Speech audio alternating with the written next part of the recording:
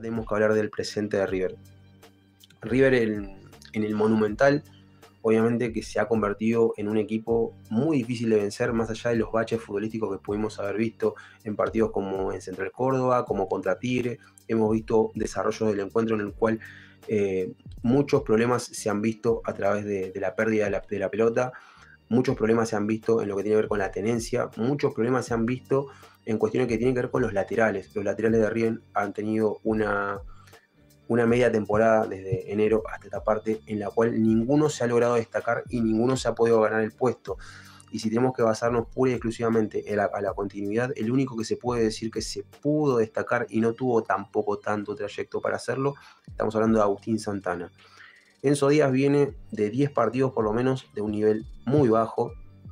Si tenemos que hablar de Herrera, Herrera ha tenido varios partidos buenos al principio de su continuidad, porque él ha tenido 10, creo que 10 partidos consecutivos jugando como lateral derecho, justamente por el bajón que tuvo Santana en aquel partido, si ustedes se acordarán, en el partido en la cancha de River, en el cual Lautaro Blanco lo desborda a Agustín Santana, termina generándole el empate a River. A partir de ese momento, Agustín Santana termina siendo un tipo completamente falto de fútbol o completamente falto de minutos, a lo cual De Michelis no sé si hizo que hiciera un trabajo especial con lo que tiene que ver con lo físico o con la adaptación dentro del club, pero él no ha sido convocado ni siquiera en el banco de suplentes durante prácticamente 2 meses, a lo que Herrera se terminó consolidando como el lateral derecho, pero Herrera termina cometiendo algunos errores en algunos partidos importantes de lo que tiene que ver con los despejes, con las cuestiones que tienen que ver con lo técnico, con lo táctico, con la disciplina que tiene que tener un lateral también en función defensiva. Un equipo que está preparado, o sea, que tiene ganas de protagonizar una Copa Internacional, no puede tener un lateral derecho como Herrera. No significa que Herrera no vaya a funcionar o que Herrera no se pueda destacar en el futuro, porque tiene capacidad para poder hacerlo. Incluso es un lateral que con confianza es un lateral confiable justamente, pero es un jugador que se manda 2 o 3 en 2 o 3 partidos consecutivos y anímicamente se viene abajo. Es un jugador que no tiene confianza, y un jugador que no tiene confianza después de tantas oportunidades, porque tengamos en cuenta que Herrera llega en el ciclo de Gallardo, creo que llega en el 2021, ya está sobreadaptado a lo que tiene que ver con el mundo River. Y si vos, cuando tenés la posibilidad de consolidarte como lateral derecho o como en cualquier puesto dentro de un club tan importante, y vos, digamos, no tenés la capacidad de no solamente de sobreadaptarte a la posición que te toca y a la exposición que te toca, sino que no trabajás en demasía, digamos, para consolidarte en el lugar, ese lugar no te pertenece. Por ejemplo, lo que pasó, vamos a hablar de los laterales derechos primero. Herrera, vamos a decir, si lo tenemos que evaluar, digamos, a lo largo de la temporada, tengo que ponerle un 4. Ha tenido algunos partidos en los cuales se ha destacado y muchos partidos en los cuales ha tenido aplazos, definitivamente ha tenido aplazos. Después tenemos que hablar de Santiago Simón, es un jugador que en la última parte de la temporada De Michelis lo empezó a utilizar como lateral derecho. Muchos de las personas con las que puedo llegar a hablar pueden estar de acuerdo o no pueden estar de acuerdo, porque aquel que le gusta el fútbol ofensivo puede decir que Simón es una buena variante como lateral derecho. A mí en particular Simón no me resulta para nada agradable verlo de lateral derecho. Para mí es un desperdicio tener un jugador técnicamente bien dotado y que tenga concepto para ocupar todos los puestos de la mitad de la cancha, desperdiciado como lateral derecho, teniendo que hacer un recorrido muchísimo más amplio, no teniendo concepto para volver, no teniendo claridad para definir justamente, y no teniendo intuición para saber pasar correctamente al ataque, porque no es un jugador que te dé sorpresa, es un jugador que te da tenencia, Simón. Entonces, teniendo en cuenta de que no tiene recorrido, no tiene concepto y no tiene sorpresa, Simón, ¿qué hace Simón jugando de lateral derecho? Incluso contra Riestra, en este último partido, Simón termina siendo el lateral derecho. Eso es una cuestión, digamos, que no tiene la culpa el jugador. Obviamente el jugador no se puede destacar digamos, en un contexto, digamos, en el que varios jugadores deben sentirse en la misma, que no tienen confianza, que no tienen incluso a ciencia cierta sabiendo, digamos, de que el técnico cuenta con vos definitivamente y que te va a utilizar. Simón no sabe ni siquiera de qué juega. Ha jugado de doble 5, ha jugado de 8, ha jugado como enganche, lo he visto como extremo derecho, lo he visto como lateral derecho. Y un jugador que juega en varias posiciones y no juega definitivamente o 10 partidos en una sola posición, se marea, no sabe dónde jugar. Por ejemplo, voy a ir a un caso histórico. Montiel cuando debuta en River Plate, Montiel venía siendo en la reserva un jugador que jugaba en la saga central, jugaba como lateral, no jugaba como lateral derecho, jugaba como defensor central, e incluso yo creo que lo he visto jugando como 5, no quiero mentirles, pero me pareció haberlo visto jugar de 5 en algún momento, o como stopper, como último hombre, pero no había sido nunca lateral. Yo me acuerdo de un partido, no sé si es el que debuta, vayan ustedes y googleenlo, no sé cuándo debutó Montiel, sé que debutó y perdimos perdimos porque yo soy hincha de River, para los que no lo saben, contra Vélez creo que perdimos 1-0, creo que fue en 2016 o 2017, creo que estaba Andrés de Alessandro, si no me equivoco. En ese partido creo que entra, no sé si Montiel jugó de entrada o si Montiel entra en el segundo tiempo, pero tiene una labor destacada jugando, no sé si como lateral derecho o como stopper derecho. Pero eso creo yo que deja una muy buena sensación en Gallardo, porque lo que tenía Montiel y lo que tuvo en ese partido Montiel en particular, sé que muchas personas ni siquiera saben de lo que estoy hablando porque quizás ni lo vieron en el partido. Pero conceptualmente volviendo y yendo hacia el ataque con la personalidad que tiene Montiel, porque ustedes ya lo han visto en la definición por penales contra Francia, ¿no? Pero con la seguridad con la que pasaba el ataque y con la seguridad con la que él tenía la pelota en los pies, hacía ver que el jugador estaba capacitado para jugar de lateral derecho, ¿entienden? O sea, es una cuestión de concepto. ¿Qué hizo Gallardo con eso? Con ese concepto, con eso que vio en Montiel, lo trasladó justamente a otra posición de la cancha. No lo puso más como stopper derecho o como defensor central, lo empezó a poner como lateral derecho. El lateral derecho titular en ese momento de River era, si no me equivoco, era Moreira. ¿Sí? Moreira, un jugador paraguayo que jugó 1 año y medio, creo que en River, tuvo su momento destacado y después por lesiones no pudo despegar. Pero en fin, ¿qué hizo con Montiel? Le dio minutos, le fue dando cada vez más protagonismo, justamente con la lesión de Moreira de por medio. Entonces Montiel empieza a tener cada vez más minutos, obviamente que Montiel comete algunos errores, sobre todo en lo que tiene que ver no con lo defensivo, porque defensivamente Montiel, como tiene concepto de defensor central, sabe cubrir muy bien sus espaldas y sabe retroceder correctamente, sino en lo que tiene que ver con lo resolutivo hacia adelante. Es un jugador que, si ustedes veían sus primeros partidos, no sabía tirar muy bien los centros, no sabía resolver, digamos, cómo definir cuando llegaba al fondo, si tirar un centro atrás, si tirar un centro al segundo palo, si tirar un centro al primer palo. Técnicamente no estaba bien capacitado como para poder culminar bien las jugadas. O sea, tenía muy buen recorrido, tenía la velocidad que tiene que tener un lateral, pero no tenía ese concepto para definir bien las jugadas. Eso lo fue mejorando con el tiempo. En River no terminó de mejorarse del todo, pero creo yo que en el prime de Montiel en River, que termina siendo, por ejemplo, el partido contra Palmeiras, que River gana 2-0, y justamente creo que Montiel hace uno de los goles y se lo anulan, creo, si no me equivoco. Montiel, la verdad que ahí tenía una vocación ofensiva de un lateral derecho hecho y derecho. Justamente se termina yendo a Europa por esa capacidad que tenía él para, sobre todo para definir a gol muchas de las jugadas que obviamente de la que participaba. Cerrando el concepto de lo que hizo Gallardo con Montiel, que sacó a un jugador que jugaba justamente en la saga central, o que jugaba de stopper, o que jugaba de volante central, pero siempre en el medio, pero que le vio dentro de esos anticipos y dentro de esa confianza que tenía con la pelota a los pies, que no era tampoco técnicamente avasallante, pero que conceptualmente podía ocupar el rol de lateral derecho, le dio posibilidades, le dio minutos en el momento indicado cuando Moreira estaba lesionado, y terminamos encontrando a quién, al lateral derecho, que después termina definiendo un mundial. No significa que Simón no lo pueda llegar a hacer, obviamente, pero ¿cuáles son las falencias que no permiten que Simón sea un buen lateral derecho? Primeramente, que no tiene concepto de cobertura, tiene concepto de atacar. Pero ¿qué pasa?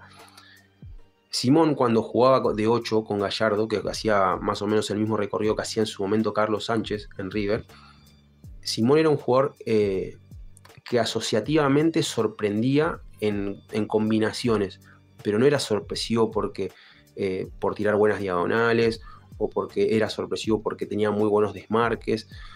o porque aparecía en diagonal y le pegaba bien a la pelota. No, nada que ver. O sea, él se asociaba con Julián Álvarez, se asociaba, no sé, con quien sea, se asociaba, llegaba al fondo y siempre tiraba buenos centros rastreros, vamos a decir, ni siquiera centros altos. Tiraba muy buenos centros rastreros y Julián Álvarez por lo general era digamos, el beneficiado de todo ese juego asociado que tenía con Simón, que Simón terminó siendo una muy buena irrupción en el momento que Gallardo lo hace debutar. Pero con respecto a Simón como lateral derecho, pierde sorpresa porque no tiene poder asociativo, y si tiene que asociarse y pierde la pelota porque no tiene el concepto de hacer bien la banda, tiene que correr para atrás 80 metros a veces. Con la lengua afuera no tenés, digamos, no te da el aire para después volver a proponerte como un jugador de ataque, como un jugador que pueda llegar hasta el fondo y volver a tirar un centro. Eso lo vi en todos los partidos que vi a Simón de 4. No tiene concepto para volver, no tiene sorpresa, no tiene velocidad, porque Simón, hay que decirlo, es un jugador de velocidad promedio, no es un jugador rápido. No es, ¿quién le puedo decir? Un jugador rápido que juegue por derecha. Bueno, sin ir más lejos, por decirle, o sea, no le quiero complicar la vida a nadie, pero aquel que vio, no sé, a Café Aguirre de Lanús, no es Café Aguirre. Santiago Simón es un jugador más parecido a Lucho González que a Café Aguirre, por decirles. Entonces, teniendo en cuenta eso, de ahí, por ejemplo, desde ese punto que les acabo de nombrar con Simón, con ese desconcepto que tiene de Michelis de decir Simón tiene capacidades para jugar como lateral derecho, desde ahí se empieza a vislumbrar alguna de las cosas que de Michelis, que ustedes saben que en otros momentos yo lo he respaldado, no se sustenta mucho en su cargo desde lo ideológico. Si tenemos que hablar de Michelis, digamos, histórico, tenemos que decir que cuando empezó el River de Michelis jugaba excelente. Asociativamente, en línea de presión, en línea de circulación de pelota, definiendo partidos, un equipo agresivo, un equipo que tenía muchísimo desdoble, tanto defensivamente como ofensivamente, un equipo que jugaba con 5 volantes y un solo delantero. ¿Qué pasó? River empezó a acumular delanteros, en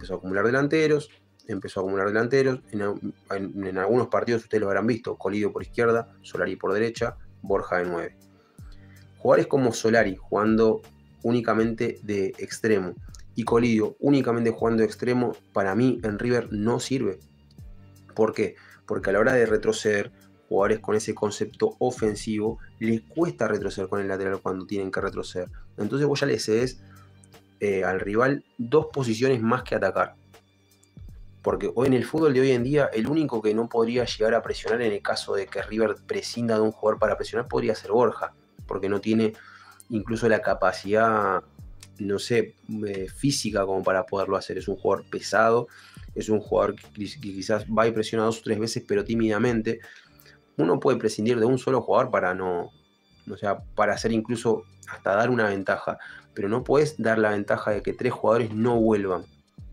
Descompensás a cualquier equipo, y además de todo, de que River termina siendo largo, y me parece totalmente raro de parte de Michelis que, teniendo incluso la fórmula de la Coca-Cola en sus manos cuando juega con 5 mediocampistas centrales no, con 5 mediocampistas en el medio, no haya perdurado justamente ese esquema en el tiempo, y que se haya auto boicoteado en lo que tiene que ver con su continuidad en el club.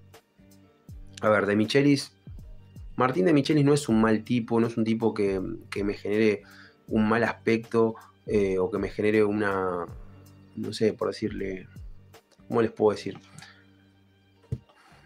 Tengo que buscar la palabra correcta para decirlo.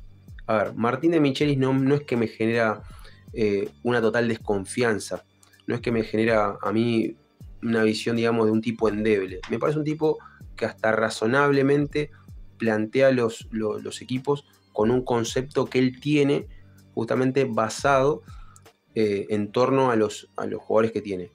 River, como tiene sobrepoblación en algunos puestos y tiene escasez en otros, se ha convertido en un equipo desbalanceado. Eso en primer punto. Segundo punto, River se ha convertido en un equipo sin personalidad. River es un equipo que le zapatean en el medio o que le zapatean un poquito atrás y no tiene caudillos. Los Rivers, vamos a decir, los equipos de River que se han destacado en el tiempo, y vamos a hablar de equipos en particular, el equipo del 2015 y el equipo del 2018. En cada uno de esos equipos que les acabo de mencionar había por lo menos 3 caudillos dentro del campo de juego. En el 2015, si querés hablar de caudillos, tenías a Jonathan Maidana, tenías a Leonardo Poncio. Si querés sumarlo no sé, a Rodrigo Mora, por ejemplo, lo podés sumar. A Barovero era un caudillo. Gabriel Mercado era un caudillo. Estamos hablando de por lo menos de más de 3 o 4 jugadores dentro del plantel de 2015. Si hablamos del plantel de 2018, seguimos manteniendo obviamente a Jonathan Maidana, seguimos manteniendo a Leonardo Poncio, tenemos que hablar también de Enzo Pérez, tenemos que hablar también de Franco Armani, que no es un caudillo desde lo postural, sino un tipo que se impone, pero sí es un tipo que te ordena dentro del vestuario, que tiene capacidad de liderazgo desde otro punto de vista. Pero estamos hablando de que tenía por lo menos 3 o 4 caudillos también. Si tenemos que hablar del River 2024, ¿qué caudillos le ven ustedes? ¿González Pires es caudillo? No. ¿Armani es caudillo por sí solo? No. ¿Milton Casco, que es referente, es caudillo? No. ¿Nacho Fernández es caudillo? No. Entonces, ¿qué le está faltando a River? Un líder espiritual dentro del equipo. ¿Por qué creen ustedes que apuntan a traer a Pesela? ¿Por qué piensan que apuntan a traer a Peña Viafore? ¿Por qué piensan de que Adam Vareiro también es una buena opción? Porque en esos 3 jugadores que les acabo de mencionar, 3 jugadores, estamos hablando de Pesela, de Peña Viafore y de Vareiro, estamos hablando de 3 jugadores que, más allá de lo que ofrecen en cada uno en su posición, son jugadores con personalidad, tipos que no se achican, tipos que juegan partidos calientes con la cabeza fría, pero que no escatiman para nada en el esfuerzo. Y son cosas que hoy a River le está faltando. Creo que es una de las principales carencias de River, ser un equipo tímido. Y yo creo que con esas 3 incorporaciones River apuntala bastante lo que tiene que ver con su columna vertebral, pero no termina del todo siendo un equipo con caudillos, ¿sí? Porque esos caudillos obviamente que se consolidan al pasar el tiempo, al generar justamente liderazgo dentro del plantel, y obviamente que dejando las cosas claras de cómo tiene que ser, digamos, el desempeño del equipo para con ellos también, porque no es una cuestión de que se base solamente en los caudillos, sino también en lo que hagan también los jugadores periféricos a los caudillos, porque si hablamos en el año 2000, vamos a hablar del equipo base del 2015, para ver si los que estaban en la periferia de los caudillos también eran importantes desde el ímpetu. Estamos hablando de Barovero, Gabriel Mercado, Jonathan Maidana, Ramiro Funes Mori y Lionel Banchoni. Estamos hablando de 5 caudillos ahí si quieren. Pero estamos hablando de caudillo, Mercado, Barovero y Jonathan Maidana. Ahí ya tenés 3. Después tenías a Leo Poncio o a Craneviter.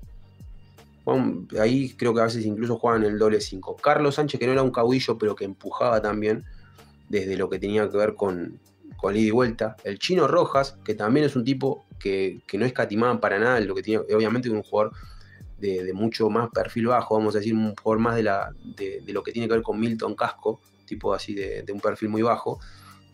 Rodrigo Mora, que era un tipo que chocaba, que peleaba, que se codía, era chiquitito, pero era bravísimo. También podemos decir que era un caudillo, porque no solamente el cariño que generaba River, digamos, que generaba en los hinchas de River, por lo que generaba dentro de la cancha, sino también por lo que generaba espiritualmente. Un tipo que constantemente contagiaba cosas. Y Teófilo Gutiérrez, en el momento en que le tocó, también se convirtió en caudillo, porque provocaba a los rivales, los sacaba de foco, hacía que otros jugadores se salgan del partido. Y Lucas Alario no era un caudillo, pero acompañaba mucho desde el sacrificio. Entonces, estamos hablando del año del 2015. Barovero, Mercado, Jonathan Maidana, Poncio, Rodrigo Mora, Carlos Sánchez si quieren. Todos jugadores que empujaban y que tenían el mismo ímpetu. Yo lo vi a Carlos Sánchez barrerse como si fuera el mismísimo Maidana. Lo he visto a Alario también, aguantándose codazos, patadas en la espalda, lo que sea. El tipo, desde lo que tenía que hacer él, también se sacrificaba. Entonces, lo que te traen los caudillos es como una onda expansiva hacia donde tiene que ir un equipo.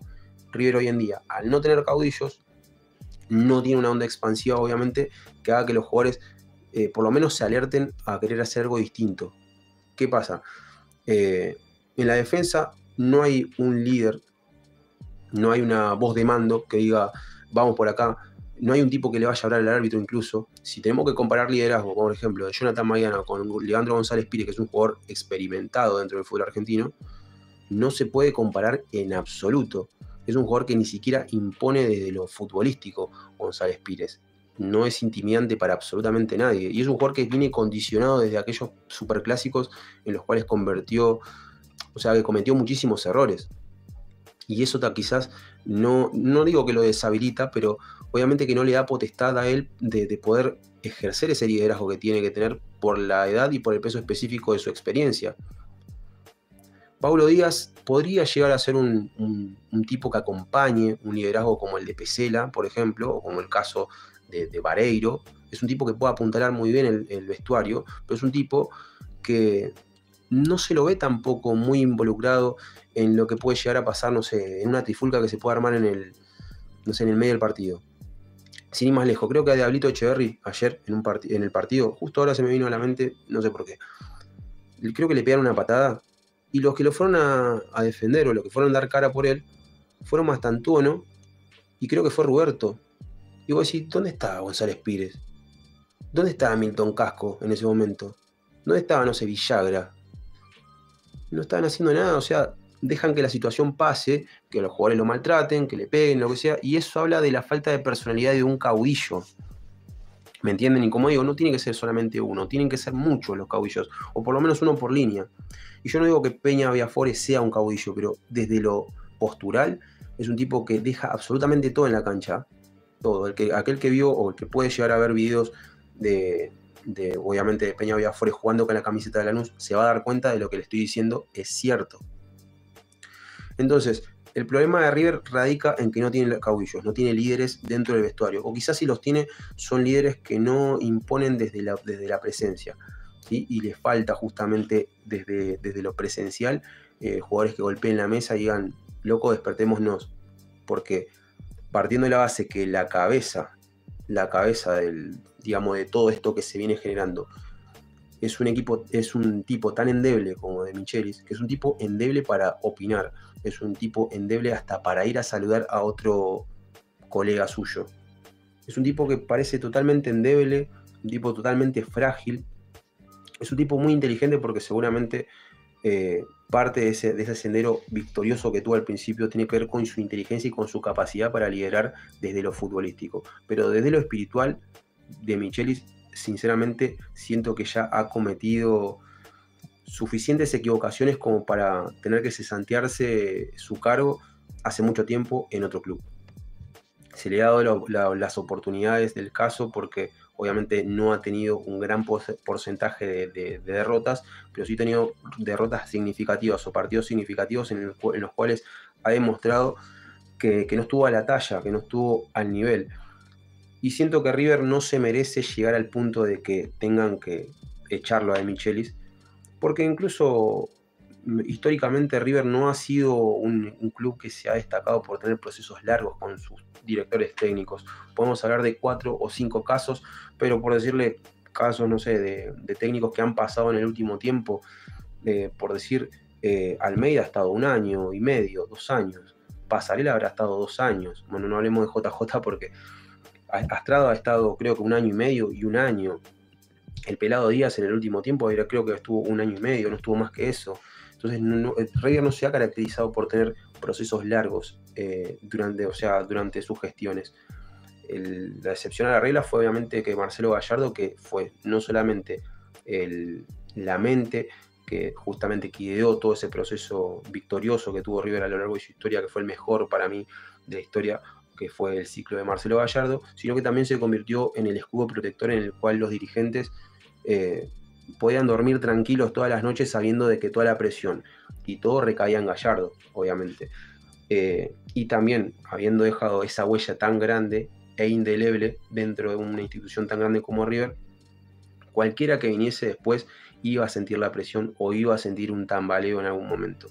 Creo que De Michelis no solamente superó con creces el principio de su estadía, porque bueno, como se esperaba y por cómo él se ha formado, digamos, previamente para ocupar el cargo, está capacitado desde lo técnico, desde lo conceptual.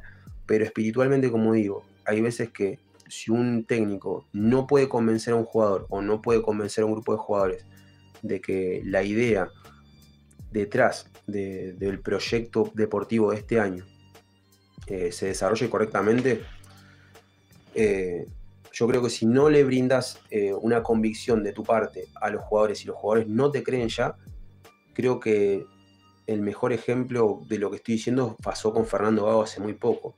Fernando Gago también tuvo un proceso en el cual ha encadenado muchas victorias, ha tenido partidos en los cuales Racing ha jugado muy bien, pero llegó un momento de que Gago ya había pasado, digamos, aquel momento, digamos, de pico alto de su rendimiento como director técnico de Racing, y cuando ya se quedó absolutamente sin recursos, pero no recursos, digamos, desde el plantel, sino con recursos, digamos, para poder darle un ánimo distinto a su plantel, empezó a acudir a los pibes. Tuvo algunos resultados positivos, después se terminó dando cuenta que con los referentes que tenía la situación no iba a mejorar mucho y terminó dando un paso al costado, pero después de algunos resultados adversos, ¿no? Pero muy parecida a la historia de Gago está justamente aconteciendo ahora con Martín de Michelis.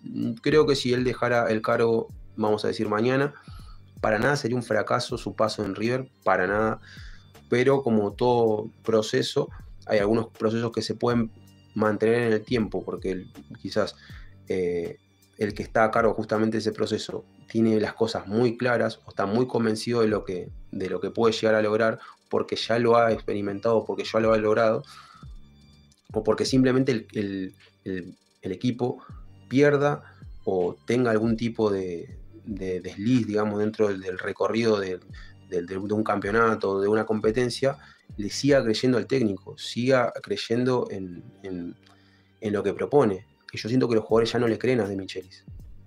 Primeramente, lo que empieza a desmoronar la credibilidad son los rumores que se tejieron en base a que él filtró mucha información de lo que pasaba internamente dentro del vestuario de River con un grupo de periodistas.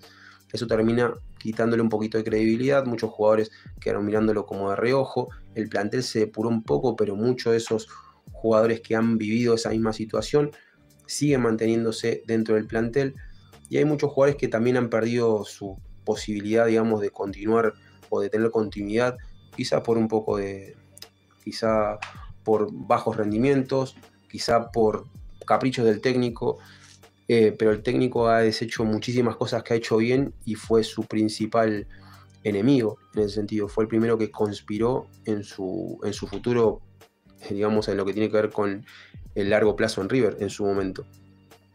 Digamos, ayer terminó siendo una muestra más de que el club obviamente que está apostando fuerte a él y de que él continúe en el cargo, y que seguramente De Michelis sigue convencido de que lo puede revertir, pero que hay una muestra de que falta liderazgo, falta un convencimiento desde el técnico hacia los jugadores, y que si no hay digamos, un golpe de timón fuerte en el cual puedas conseguir esos líderes, o que hagas un trabajo mental en el cual los jugadores salgan con otra convicción a jugar los partidos y que se vea rápidamente plasmado, porque obviamente creo que tiene muy poco crédito De Michelis de acá en adelante.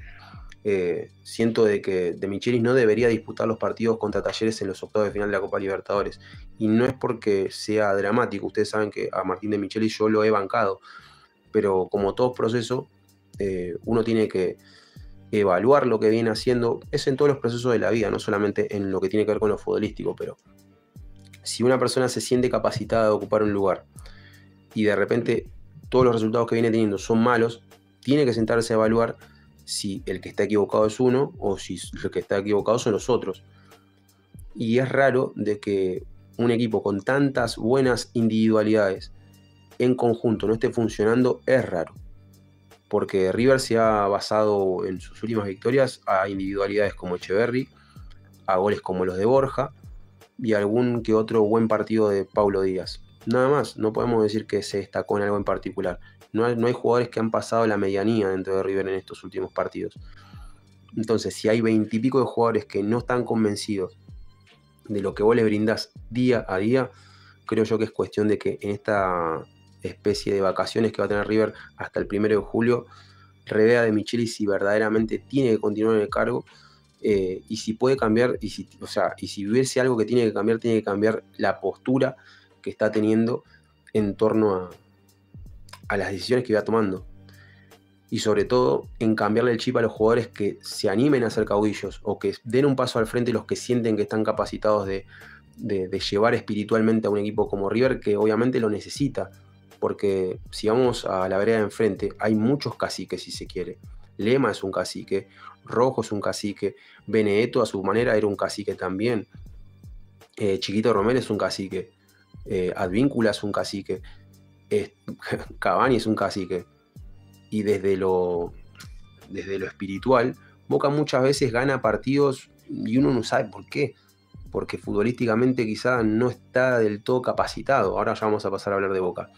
Pero sintetizándolo todo, River, si quiere darse la oportunidad de salir campeón de la Copa Libertadores, tiene que apuntar estas 3 cosas que les acabo de decir. La continuidad de Michelis, la consecución de 3, por lo menos de 3 caudillos que lleguen a la institución, como decía, Pesela, Peña Viafore y Vareiro, que son jugadores que tienen tendencia a poder liderar un vestuario. Y por último, la sinceridad de parte de la dirigencia de saber si ese proceso, que históricamente el proceso de Donofrio ha sido con un solo técnico, se quiebre y sea como históricamente fue, con mandatos que no superaron los 2 años, como decía anteriormente. Es una cuestión de sinceridad de parte de la dirigencia también el rever esta situación. Veremos lo que pasa con River. Hay muchos apellidos dando vuelta en el aire. Como decía, Pesela está palabrado como para llegar, Varero en un 90% está casi seguro de que va a llegar, Peña Viafore ha sido repescado de Lanús y hay algunos otros equipos que obviamente que están preguntando también por algunos jugadores. Se dice que Mastantuono tiene un acuerdo verbal ya con el Real Madrid. En fin, hay muchas fichas que se pueden llegar a mover. También se dice que Jeremías Ledesma podría llegar a River. Para mí no tendría, o sea, acá hago un paréntesis, ¿no? Para mí no tendría mucho sentido traerlo a Jeremías Ledesma. Para mí es un jugador muy parecido a, no sé, a Centurión, por decirte, no es un arquero que creo yo que vaya a ser el arquero que necesita River o que le vaya a quitar el puesto, para nada. Es un Javi García del Chiquito Romero, sinceramente, pero quizás estoy hablando, digamos, muy suelto de cuerpo, no sé muy bien el tema contractual, incluso porque no sé cómo viene el tema de la negociación. Sé que hay algunos equipos de Brasil que también están interesados en Jeremías Ledesma, pero bueno, quizás haya que apuntar hacia otro lado y quizás poner quizás el foco en esto que decía, en líderes que en el vestuario ocupen el lugar del caudillo, del que golpea la mesa, del que espiritualmente le brinda una bajada de línea distinta a los compañeros, que los convence en la previa de salir a un partido y que espiritualmente empuja a los compañeros a querer ganar los partidos.